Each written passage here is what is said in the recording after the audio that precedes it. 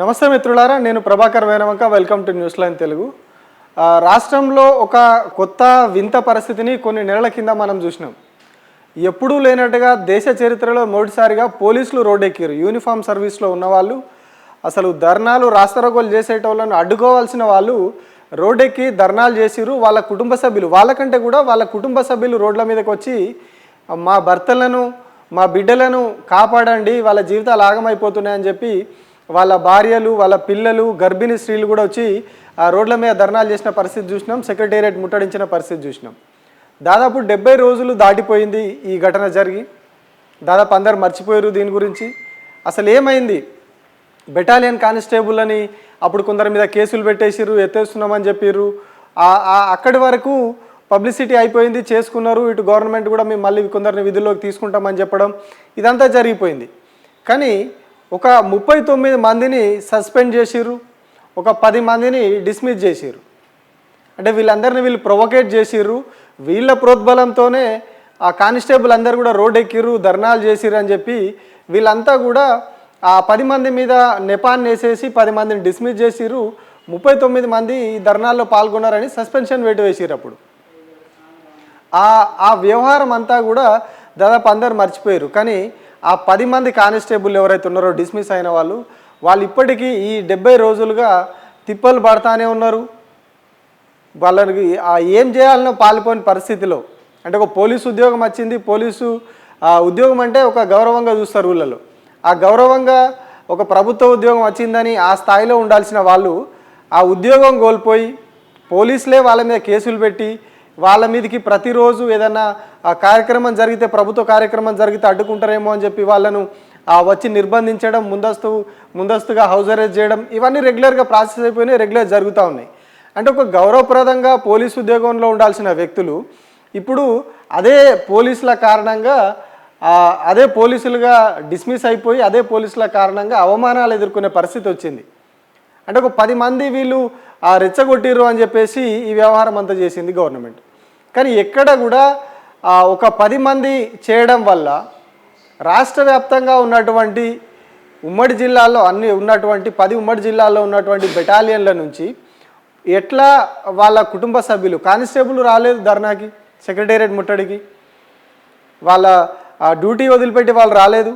వాళ్ళ కుటుంబ సభ్యులు, వాళ్ళ భార్యలు, వాళ్ళ పిల్లలు, వాళ్ళ అమ్మా నాన్నలు వాళ్ళు వచ్చి రోడ్ల మీద ధర్నా చేసారు. మా బిడ్డలు ఇట్లా అయిపోతున్నారు, భార్యాభర్తల మధ్య సంబంధాలు దెబ్బతింటా ఉన్నాయి. చాలా కుటుంబాల్లో మనం చాలామందితో కానిస్టేబుల్తో మాట్లాడినాం. అప్పుడు బెటాలియన్ కానిస్టేబుల్తో చాలామంది చెప్తున్నది ఏంటి అంటే భార్యాభర్తలు సరిగా కలిసి ఉండలేని పరిస్థితి, భార్యాభర్తలు ఒకరితో ఒకరు కలిసి ఉండలేని పరిస్థితి.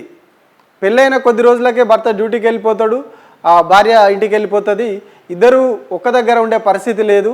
వరకట్న ఏమంటారు, ఈ రివర్స్లో కేసులు అవుతా ఉన్నాయి, మా మీద విడాకుల కేసులు అవుతా ఉన్నాయి అని చెప్పేసి వాళ్ళు ఆందోళన చేస్తూ ఉన్నారు. ఇప్పటికీ చాలామంది మీద కేసులు నడుస్తూ ఉన్నాయట. మనం కొందరితో మాట్లాడినప్పుడు చెప్పారు. అంటే ఇట్లాంటి పరిస్థితుల్లో వాళ్ళ ఆ ప్రెషర్లో ఉండి కుటుంబ సభ్యులే రోడ్డెక్కి ఆ ధర్నా చేసినప్పుడు వాళ్ళందరి మీద గవర్నమెంట్ యాక్షన్ తీసుకున్నది, 10 మందిని డిస్మిస్ చేసింది. కానీ ఎవరు కూడా ఏ ఒక్కరి ప్రోద్బలంతోటో, ఏ ఒక్కరి ఒత్తిడితోనో, ఏ ఒక్కరి వల్లనో ఇది జరగలేదు అనేది వాస్తవం. ఎందుకంటే ఆ బాధ, ఆవేదన అందరిలో ఉన్నది, ప్రతి ఒక్క కానిస్టేబుల్లో ఉన్నది, ప్రతి ఒక్క కానిస్టేబుల్ కుటుంబ సభ్యుల్లో ఉన్నది. దాని వల్లనే వాళ్ళు ఇబ్బందులు పడుతున్నారు అనేది అక్కడ క్లియర్గా ఉన్నది. అందుకే వాళ్ళు ఆ రోజు అక్కడ అందరూ ఆందోళనకు దిగిరు. మొదట బెటాలియన్ల ముందు ఆందోళన చేసిరు, తర్వాత హైదరాబాద్కి వచ్చిరు, హైదరాబాద్లో ఆ సెక్రటేరియట్ ముట్టడించారు, ఇదంతా చేసిరు. అయినా కూడా ప్రభుత్వం వాళ్ళను పట్టించుకోవట్లేదు. ఇంకా దారుణం అంటే వాళ్ళతోటి ఒక నేరస్తులతోటి, ఒక కరడు కట్టిన ఉగ్రవాదులతో ఎట్లా వ్యవహరిస్తుందో అట్లా వ్యవహరిస్తున్నది. కనీసం వాళ్ళకు కోర్టులకు వెళ్ళే అవకాశం కూడా లేకుండా చేస్తున్నది. కొందరికి ఏవైతే వీళ్ళు డిస్మిస్ చేసినట్టుగా లెటర్లు ఇచ్చిర్రో ఆ లెటర్లు ఇచ్చి ఉదయం ఒకవేళ వెంటనే దాన్ని ఆపుకోవడానికి లంచ్ మోషన్ పిటిషన్ వేసి దాని మీద ఆపుకోవడానికి వెళ్ళాలనుకుంటే ఆ రోజు ఏం చేసిర్రు, వీళ్ళకి డిస్మిస్ లెటర్లు ఇచ్చినప్పుడు కొందరికి గ్రీన్ పెన్తో సంతకం పెట్టకుండా బ్లూ పెన్తో సంతకం పెట్టి ఇచ్చిరంట డిస్మిసల్ లెటర్స్. గ్రీన్ పెన్తో సంతకం పెట్టినప్పుడు అది కోర్టు ముందు యాక్సెప్ట్ అవుతుంది. అంటే ఒక గెజిటెడ్ ఆఫీసరు డిస్మిస్ చేస్తున్నట్టుగా నీకు ఒక ఆర్డర్ ఇచ్చిండు కాబట్టి ఆర్డర్ని సవాల్ చేస్తూ నువ్వు లంచ్ మోషనో ఇంకోటో కోర్టులో వేసుకుంటే అప్పుడు వెంటనే స్టే రావడమో కోర్టు ఆర్డర్ ఏదో ఒకటి ఇవ్వడం జరుగుతుంది. కానీ అక్కడ జరగలేదు. తెలివిగా అంటే ఒక క్రిమినల్ మైండ్ తోటి పోలీసుల మీద ఇంత దారుణంగా వ్యవహరించడం అసలు అంటే ఎంత దారుణంగా తయారైంది వ్యవస్థ. రాష్ట్రంలో పోలీసులు రోడ్డు ఎక్కడమే దారుణం అంటే ఒక పోలీసులని అదే పోలీసులతో అణిచివేయడం, వాళ్ళు కోర్టుకు వెళ్ళే హక్కు కూడా లేకుండా కోర్టుకు వెళ్ళకుండా దాని మీద బ్లూ పెన్తో సంతకాలు పెట్టి డిస్మిసల్ లెటర్స్ ఇవ్వడం ఎంత అంటే కంప్లీట్గా ఒక కుట్రపూరితంగా ఎట్లా వ్యవహరిస్తూ ఉన్నది ప్రభుత్వం, ఎట్లా కుట్ర చేస్తూ ఉన్నది. Not only public, not only ప్రతిపక్షం, ప్రతి ఒక్కరి మీద పోలీసులతో సహా. పోలీసులు కూడా గుర్తించాలి. పోలీసుల్లో ఉన్నటువంటి సహచరులు, సివిల్ పోలీసులు, ఏఆర్ పోలీసులు, టీజీఎస్పీ పోలీసులు అందరూ ఒకటే పోలీసులే అందరూ. కాకపోతే వాళ్ళు చేసే పని చేసే విధులు కొంచెం డిఫరెంట్ ఉంటాయి అంతే. అందరూ పోలీసులే. ఆ పోలీసులు కూడా ఆలోచించాలి. పోలీసులను కూడా ఎట్లా వాడుకుంటా ఉన్నారు ప్రతిపక్షాల మీద, మీడియా మీద, ప్రశ్నించే మీడియా మీద, మిగతా వాళ్ళ మీద, పబ్లిక్ మీద ఎట్లా వాడుతూ ఉన్నారు పోలీసులని. అదే పోలీసుల సమస్యకు వచ్చేసరికి ఇదే ప్రభుత్వం ఎట్లా వ్యవహరిస్తూ ఉన్నది అనేది కూడా పోలీసులు గమనించాలి. వాళ్ళు ఎంత ఆవేదన ఉంటే రోడ్డు ఎక్కాల్సిన పరిస్థితి వస్తుంది. అట్లాంటి వాళ్ళు కనీసం కోర్టుకు వెళ్ళి స్టే తెచ్చుకునే అది కూడా లేకుండా వీళ్ళు అంటే ఆర్డర్ వచ్చిన రోజు అప్పుడు వెంటనే వెళ్తే కాస్త స్టే ఆర్డర్ ఏదో వచ్చేది, వీళ్ళు ఉద్యోగాలు కంటిన్యూ అయ్యేవి. అంటే ఆ డిస్మిసల్ ఆర్డర్ మీద స్టే వస్తే ఈ 10 మంది ఉద్యోగాలు, 10 అంటే 10 మంది కాదు, 10 కుటుంబాలు, తల్లిదండ్రులు కూడా ఆధారపడ్డ వాళ్ళు ఉంటారు వీళ్ళ మీద. అట్లా ఇంకొక 10 కుటుంబాలు, 20-30 కుటుంబాలు వాళ్ళ మీద ఆధారపడి ఉంటాయి. ఆ 20-30 కుటుంబాలను మొత్తం కంప్లీట్గా రోడ్డున పడేసిరు వాళ్ళు.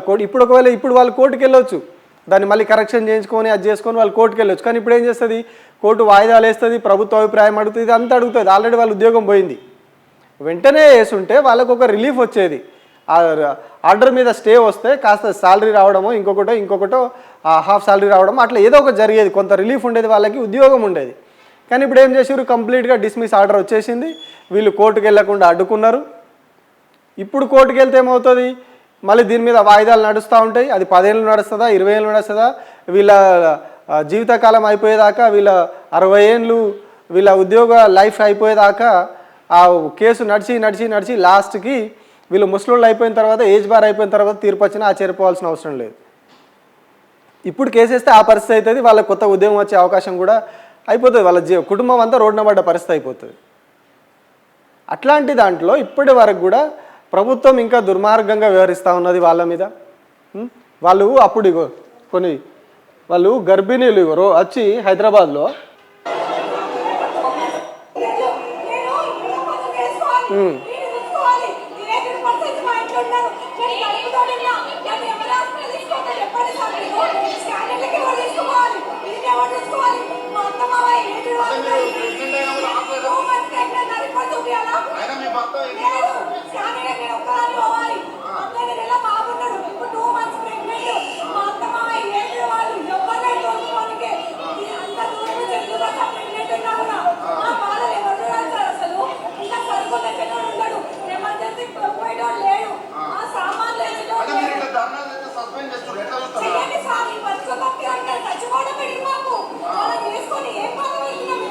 చూసిరా, బతుకు సచ్చిందని అంటారు. పోలీసు ఉద్యోగం ఎవరైనా పోలీసు ఉద్యోగం వచ్చిందంటే అమ్మవాడు బాగుపడ్డాడు అంటారు. కానీ ఆ బతికి వేస్ట్ అంటుంది ఆమె.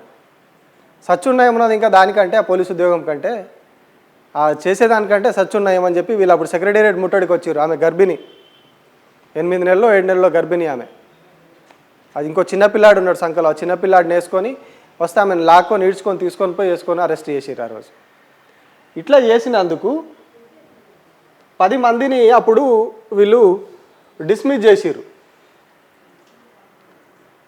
10 మందిని డిస్మిస్ చేసిరు. రవికుమార్ ఎక్కడ ఇబ్రహీంపట్నం బెటాలియను, భూషణ్ రావు కొత్తగూడెం బెటాలియను, రామకృష్ణ అన్నెపర్తి, షఫీ అన్నెపర్తి, ఇక సిరిసిల్ల బెటాలియన్ నుంచి సాయిరామ్ ఏఆర్ఎస్ఐ ఆయన ఎస్ఐ అధికారులను కూడా బీకేసిరు. Lakshminarayana constable, Karunakar Reddy constable, Vamshi constable, Ashok constable, Srinivas constable. వీళ్ళంతా కూడా సిరిసిల్ల బెటాలియన్ నుంచి. ఎంతమంది ఆరుగురు సిరిసిల్ల బెటాలియన్ నుంచి, ఒకటే బెటాలియన్ నుంచి ఆరుగురిని ఎత్తేసారు. అన్నపర్తి బెటాలియన్ నుంచి ఒక కానిస్టేబుల్, ఒక హెడ్ కానిస్టేబుల్, భూషణ్ రావు కానిస్టేబుల్, రవికుమార్ ఇబ్రహీంపట్నం, భూషణ్ రావు కొత్తగూడెం. ఈ 10 మందిని అప్పుడు డిస్మిస్ చేసి పడేసారు ఉద్యోగంలోకి వెళ్ళి. ఇప్పుడు వీళ్ళంతా ఈ 10 మంది వీళ్ళ మీద ఆధారపడ్డ కుటుంబాల ఎస్ఐ ఉన్నాడు, అలా కానిస్టేబుల్ అది ఎస్ఐ కూడా ఉన్నాడు, ఏఆర్ఎస్ఐ. అంటే ఎట్లా అంటే వాళ్ళ గోడుని చెప్పుకోవద్దు. రాష్ట్రంలో ఎట్లా తయారైన పరిస్థితి అంటే, నీకు బాధ అయితే సపరేట్గా నోరు మూసుకొని కూర్చోవాలి. ఏమైనా నొప్పి వస్తే నొచ్చినా కూడా, ప్రాణం పోతున్నా కూడా నోరు దగ్గర పెట్టుకొని కూర్చోవాలి అంతే. నాకు నొస్తుంది, నాకు దెబ్బ తాకింది అని అరవద్దు, సౌండ్ చేయొద్దు. సౌండ్ చేస్తే ఇట్లా కేసులు పెట్టి లోపల నొక్కుతారు అన్నట్టు. ఇట్లా గవర్నమెంట్ వాళ్ళు అయితే ఉద్యోగాలు వీకేస్తారు, వేరే వాళ్ళైతే కేసులు పెట్టి అరెస్ట్ చేస్తారు. చూసినాం కదా మనం, రైతులు మాకు ఏం చేసినామని చెప్పి ప్రశ్నించినందుకు రైతుల మీద కేసులు పెట్టిర్రు. ఆ రైతుల వీడియోలు సోషల్ మీడియాలో పెట్టిన వాళ్ళ మీద కేసులు పెట్టిర్రు. ఇక ఆదిలాబాద్ జిల్లాలో అయితే ఒక పెద్ద మనిషి తిట్టిండు కోపంతో. ఆయనకు కడుపులో ఎంత బాధ ఉండాలి, ఎన్నేళ్ల నుంచి ఆయన వ్యవసాయం చేస్తూ ఉండాలి. ఆ పెద్ద మనిషి తిట్టినందుకు ఆయన మీద కేసు పెట్టిర్రు, నువ్వు ముఖ్యమంత్రిని తిడతావా అని చెప్పి. అంటే ఒక నిర్బంధం ఎట్లా నడుస్తూ ఉన్నది రాష్ట్రంలో. ఒక ప్రజలు, పోలీసులు, ఇంకొకరు ఎవ్వరు లేదు. జీ హుజూర్ అన్నోళ్ళకి అన్నీ ఓకే ఉంటాయి. లేదు అని కొంచెం వాయిస్ రేజ్ చేస్తే వాళ్ళకున్న బాధను, గోడును వెళ్ళబోసుకుంటే ఇగో ఇట్లా కేసులు అవుతాయి, ఇట్లా డిస్మిస్లు అవుతాయి, ఇగో ఇట్లా సస్పెన్షన్ ఆర్డర్లు వస్తాయి. ఈ సస్పెన్షన్ ఆర్డర్ 39 మంది సస్పెండ్ అయ్యారు. వీళ్ళని కొందరిని విధుల్లోకి తీసుకున్నారని చెప్తా ఉన్నారు ఈ 39 మందిలో. బట్ ఇక డిస్మిస్ అయిన వాళ్ళది మొత్తం ఉద్యోగం పోయినట్టుగా. ఈ 10 మందిది ఉద్యోగం పోయింది. ఇక వీళ్ళు కోర్టుకు కూడా ఎంబడే ఆర్డర్ వచ్చిన ఎంబడే కోర్టుకు పోతే దాని మీద కోర్టు స్టే ఇస్తే కొంచెం వీళ్ళకు అది ఉండేది, కానీ అది కూడా లేదు. కానీ మొత్తం రాష్ట్ర వ్యాప్తంగా వాళ్ళకున్న బాధతోటి వాళ్ళు ఒకటై బయటకు వచ్చి వాళ్ళ కుటుంబ సభ్యులు ధర్నాలు చేస్తే, ఇది మనం చెప్పే కాదు, వాళ్ళే చెప్తారు. ఇగో ఆ వీడియో కూడా ఒకటి ఉంది, చూపిస్తాం మీకు. అంటే వీళ్ళు ఎంతసేపు కొందరిని బాధ్యులను చేసి, ఎవరో ఒక్కరు ఇద్దరు చేసిర్రు, ఈ 10 మందే చేసిర్రు, ఆ 39 మందే చేసిర్రు అని చెప్పి 39 మందిని సస్పెండ్ చేసి 10 మందిని డిస్మిస్ చేసి ఒక సినిమా నడిపించారు కదా. కానీ ఇగో ఈ వీడియోలో చెప్తారు చూడండి.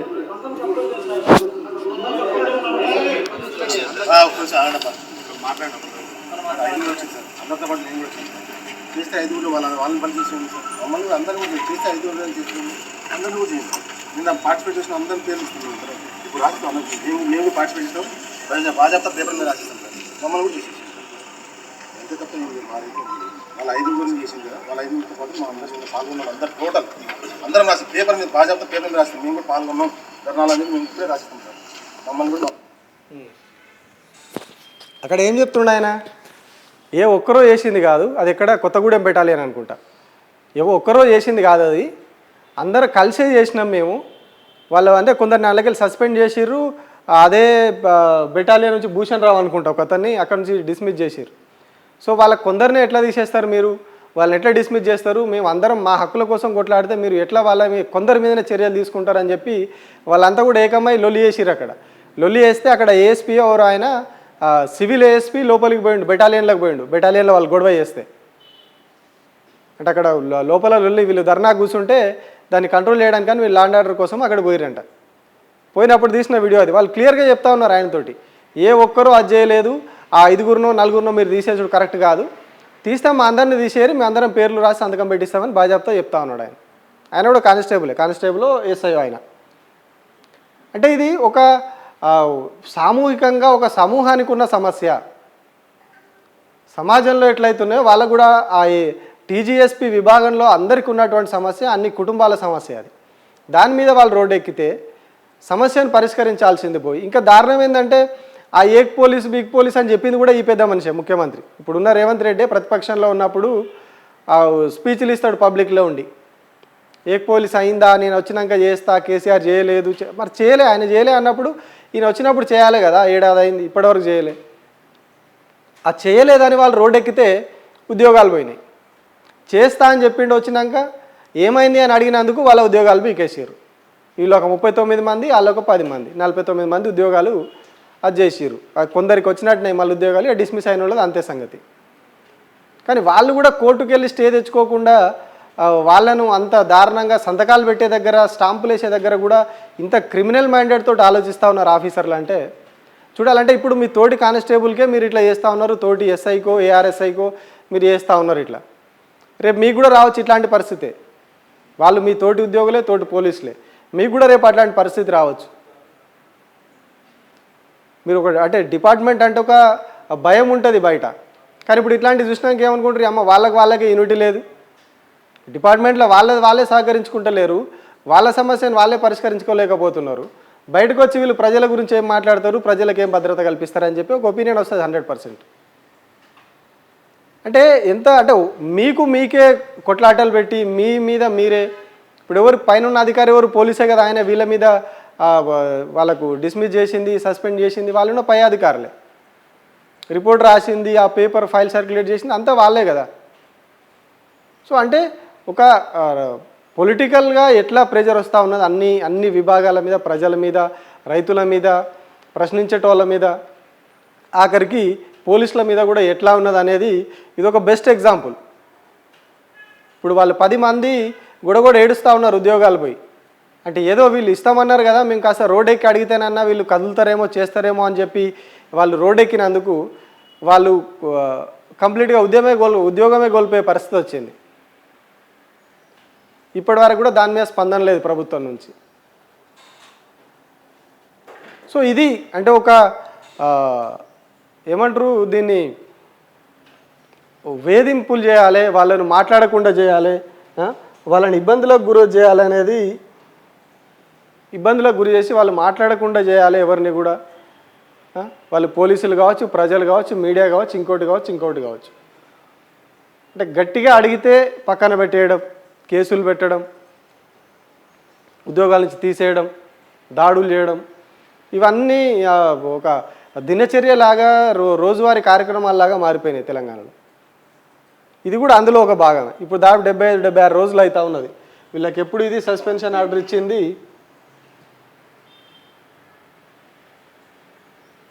ఇందులో డేట్ కూడా లేదు.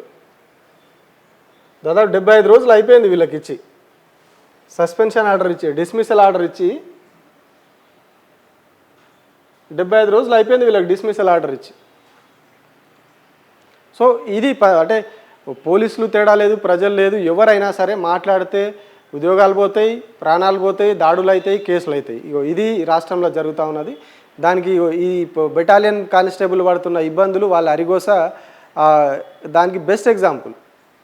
అంటే ఇప్పటికి కూడా 75 రోజులు అయిపోయింది, వాళ్ళకి అతిగతి లేదు, వాళ్ళకు ఉద్యోగం అంటే ఉద్యోగ భద్రత కోసం రోడ్డు ఎక్కితే కంప్లీట్ ఉద్యోగమే పోయింది. భద్రత కల్పిస్తారేమో అని పోతే కంప్లీట్గా ఉద్యోగంలోకి వెళ్ళే వీకేసి పోండి ఇంటి దగ్గర రెస్ట్ తీసుకోండి అని పంపించారు. ఇది రాష్ట్ర ప్రభుత్వం వ్యవహరిస్తున్నటువంటి తీరు.